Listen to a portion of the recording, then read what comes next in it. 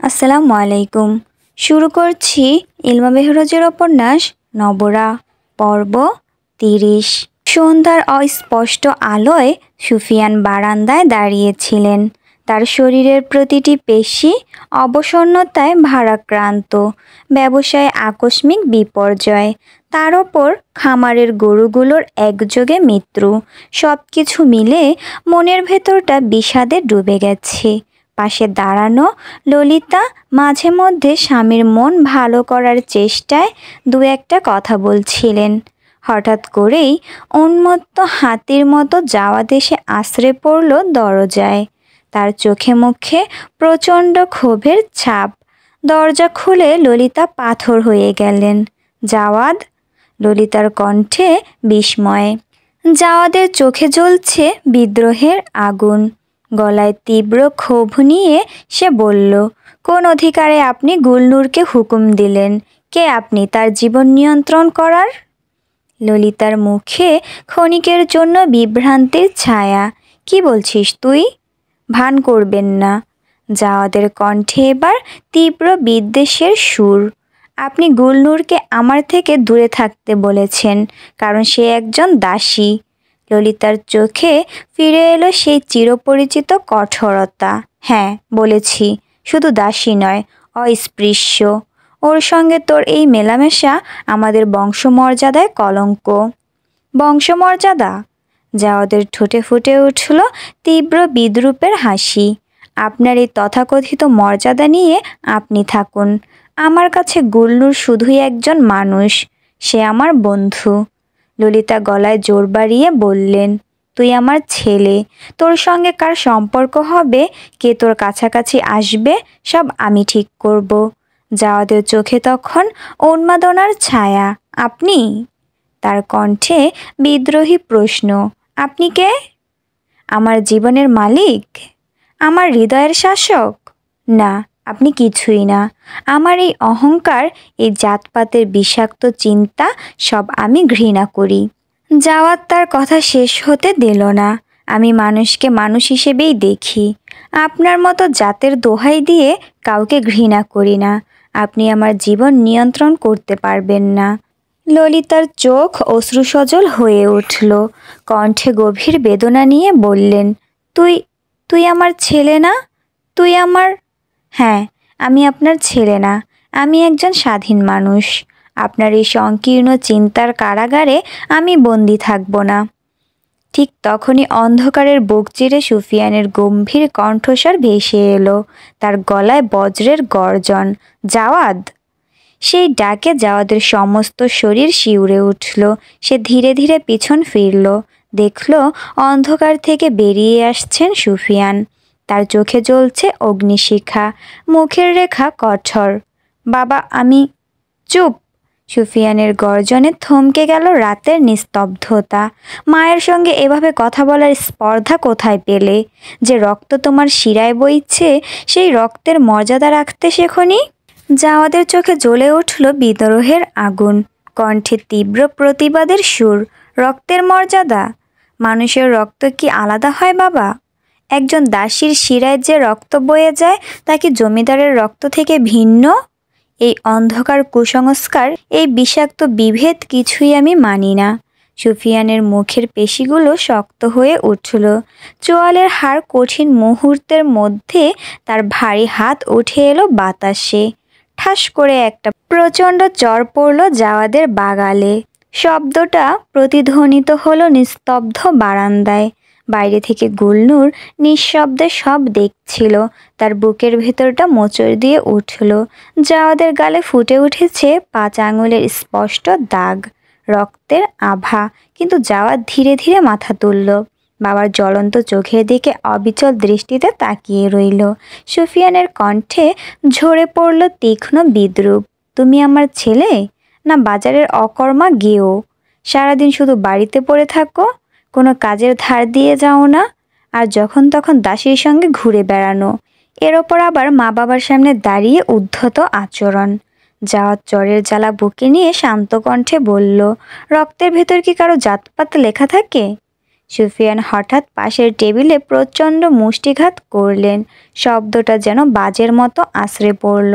তুমি আমাকে জ্ঞান দেবে? তোমার মতো অপদার্থ সন্তান যে আমার ঔরসে জন্মেছে, এটাই আমার জীবনের সবচেয়ে বড় অভিশাপ। বাবা! জাওয়াদের কণ্ঠে আর্তনাদ। সুফিয়ানের চোখে এখন শুধু অবজ্ঞার আগুন। তোমার বয়সী ছেলেরা পরিবারের মানমর্যাদা বাড়াচ্ছে, ব্যবসা সামলাচ্ছে, আর তুমি তুমি শুধু আমাদের বংশের কলঙ্ক। তোমার দাদা তোমার বয়সে কত বড় জমিদার ছিলেন জানো? আর তুমি দাসীর সঙ্গে বসে সমাজ সংস্কারের স্বপ্ন দেখছো। জাওয়াদের চোখে জল টলটল করছে। আমি যা করছি তা ভুল নয় বাবা। মানুষে মানুষে এই বিভেদ। সুফিয়ানের বিদ্রূপের হাসি হাসলেন, সেই হাসিতে যেন বিষের ছিটে। তাই নাকি? তবে যাও, তোমার দাসীদের সঙ্গেই থাকো। আমার বাড়িতে তোমার মতো কলঙ্কের স্থান নেই। কেবল তোমার মায়ের অনুরোধে এতদিন তোমার মতো নালায়েককে সহ্য করে এসেছি।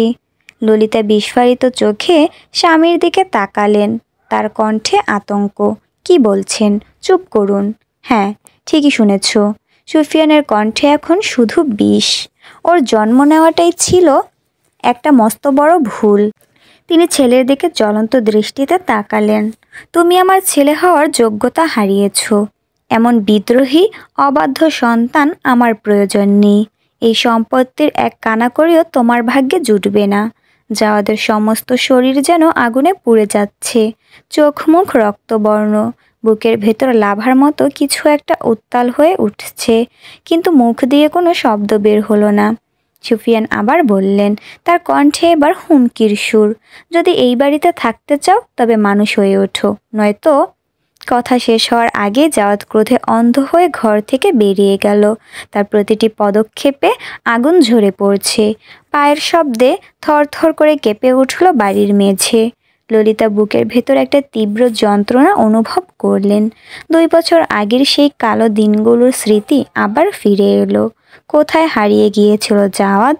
কি করেছিল কেউ জানে না। কত অপেক্ষায় কেটেছিল প্রতিটি মুহূর্ত।